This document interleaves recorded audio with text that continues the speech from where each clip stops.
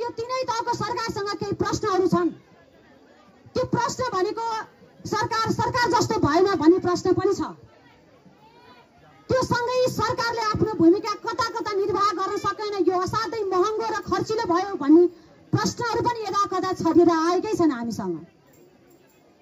त्यो सँगै विद्यालय जस्तो बन्न सकेन, जहाँ शिक्षकले आफ्नो भूमिका निर्वाह गर्न सक्नु भएन, विद्यार्थी जस्तो हुन सकेनन्, जहाँ आफूले भनेको जस्तो आफूले सोचेको जस्तो तरिकाबाट विद्यालयमा पढ्न आउन सकेनन् भन्ने प्रश्नहरू पनि छन्।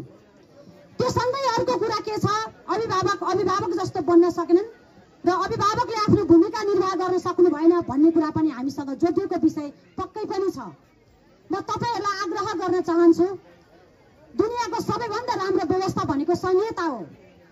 जुन संहिता, त्यसमध्ये पनि तपाई संहितालाई फर्केर हेर्नुहुन्छ भड्किलो खर्चिलो भयो भन्नुहुन्छ भने आजको यो समयमा मैले सबै कुरा भन्न सक्दिनँ, तर म एउटै कुरा चाहिँ के भन्न सक्छु भने हिजोको इतिहासपट्टि फर्केर एकपटक हेरौं, हिजोको इतिहासपट्टि फर्केर एकपटक समीक्षा गरौं र आजको संहितामा हामी संहितामा चलिराखेका छौं र आजको व्यवस्थालाई एकपटक निहालेर हेरौं।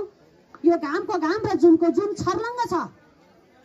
त्यसो भएको हुँदा संहिताको मर्म भनेको प्रदेश सरकार हो। मैले किन भने भन्दा संघीय सरकार पहिले नै थियो, स्थानीय सरकारमा मात्रै फरक भएको, स्थानीय सरकार पनि पहिले नै थियो र प्रदेश सरकार आज 9 वर्षमा कुदिराखेको अवस्था छ र हामीलाई थाहा छ 9 वर्षमा हुर्कदै गरेको बच्चा, हुर्कदै गरेको आफ्नै सन्तान कस्तो हुन्छ भन्ने कुरा हामी सबैलाई थाहा छ।